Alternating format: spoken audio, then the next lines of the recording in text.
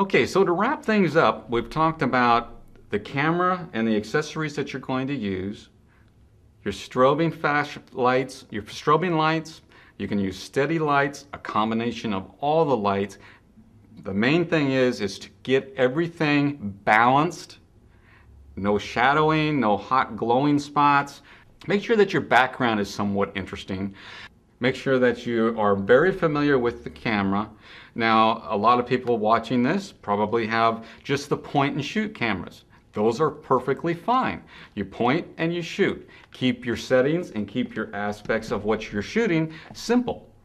Even with the higher end cameras, keep it simple, keep it basic, and keep it to the point. There's no sense in having overkill.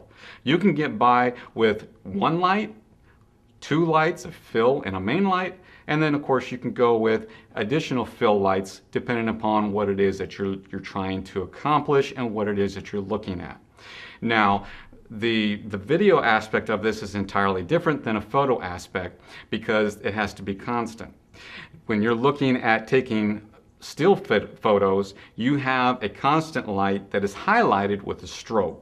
And the strobe is what's going to pick up everything. So you're going to want, again, make sure that you have used your light meter correctly and you've made the adjustments in the camera correctly and you have moved the lights or adjusted the intensity of the lights accordingly to give you the look that you want. Take a lot of test photos and make them, and then make your adjustments accordingly. The biggest advice I can give you, especially with the hobbyist and anybody else involved, is think about what you want, have a good plan for your shots, tell a story that matches a vision, capture the mood, the attitude, and the personality of the people and the area or the objects that you're looking for. Animals, waterfalls, rain, thunderstorms, anything that you're particularly looking at. Play with it, work with it.